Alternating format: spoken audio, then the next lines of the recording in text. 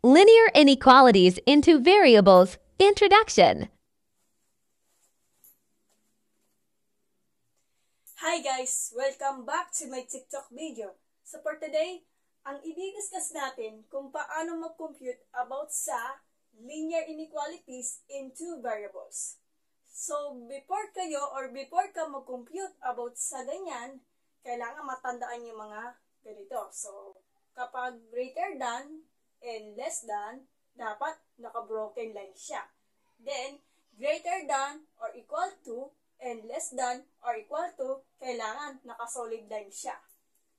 So, before ako mag-lecture, so, i-compare natin si linear equation, pati na rin si linear inequalities. Makikita natin yung mga graph, paras naman ang itsura niya. Ang pinagkaiba nga lang, si linear inequalities, so meron siyang upward solution. Kaya nakaganyan siya. So, si linear equation, as in, ang itsura niya, straight line naman siya. Pero si linear inequalities, straight line pa rin siya, kaso pinagkaiba nga lang. Since greater than siya, let's say ito, nagkaroon siya ng broken line. Okay? Tapos may kasama siyang upward solution. Okay? Tapos may testing point pa. So, i-compare natin si linear equation, pati na rin si linear inequalities. So, yung symbol niya, so will be equation, kaya nga equation eh. Then, ang standard form ng linear equation will be the ax plus by is equal to c. So, pwede namang capital A, small letter x, plus capital B, small letter y is equal to c. Depende sa nakalagay sa book. Basta, paras naman ang juris niya. Okay? So, ito yung pinili ko kasi nakalagay sa book eh.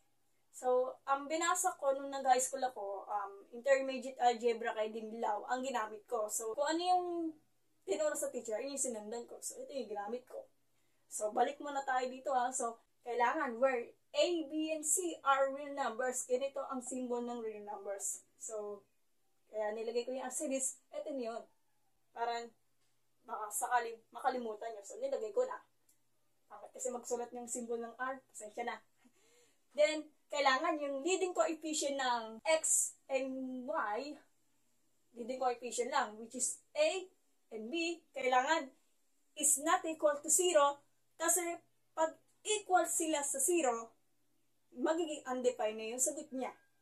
So, undefined, ibig sabihin, hindi natin masasabi kung ano talaga ang sagot niya. So, unknown the final answer pag undefined. So, tignan nyo sa graph. Alam nyo na, pag linear equation, straight line talaga. Yun lang.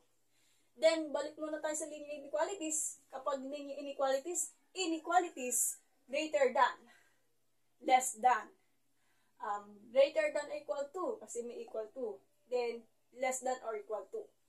Then, yung meron silang apat na forms about sa linear inequalities. Ax plus by is greater than to c, ax plus by is less than to c, ax plus by is less than or equal to c, and ax plus by is greater than or equal to c. Kailangan yung A, B, and C mo are real numbers. Ito yung real numbers. Ito yung symbol niya. Kailangan, inulit ko, yung leading coefficient ng A and B is not equal to 0. Okay? So, kung makikita mo, inulit-ulit ko lang yung discussion. Alam niyo na pag linear inequalities, ang graph niya, naka-broken line siya, kasi less than siya. Let's say, ito yung example. Upward siya kasi naka-false siya. Meron siyang testing point. Kailangan two variables, kahit anong variable, base lang doon sa alphabetical term. From A to Z, except letter O. Bakit? Kasi nagmimisto lang siyang 0. Kasi hindi natin sinasama sa variable yung letter O. Kasi 0 kasi ang tsura niya. So, okay na tayo dito.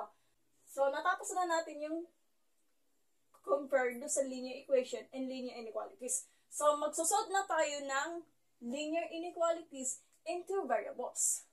two variables. Dalawang kahit anong letters.